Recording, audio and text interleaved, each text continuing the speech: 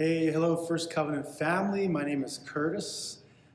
I grew up in the village of Unalakleet, and being born and raised there, I have a deep appreciation for my community and the culture that I was raised in. My name given to me when I was born is Yulak. I was named after my grandfather, Paul Ivanoff.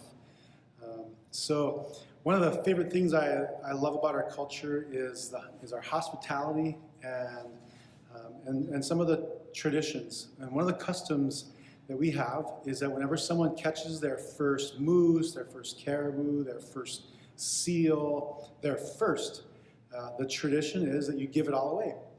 I've always felt like that really helps to foster generosity. And I just love how our people are so generous in the bounty and the abundant provision that God has given to us and in these lands all over Alaska. So it's a really beautiful thing. Being raised in Unalakleet, it's a place where our language is dying, but there's efforts made, not just in my hometown, but throughout Alaska, to try to preserve, and not even just preserve, but to help our languages be alive and thrive. And it varies across the state, but one of the things that I heard from a Yupik teacher from Scammon Bay, she said, what helped me to learn the language was by learning songs that have been translated into our languages. So she's Yupik, so she learned Yupik songs.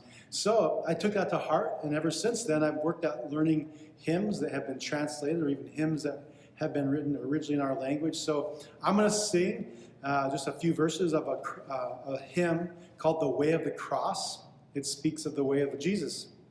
And it makes me think of the book in Philippians, in that letter where it talks about how Christ did not consider equality with God something that he could attain, or that he let go of that. And instead, he humbled himself and became obedient to death, even death on a cross.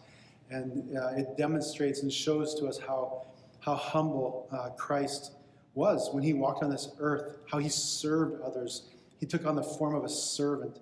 And so this hymn speaks of how that is the way that leads home.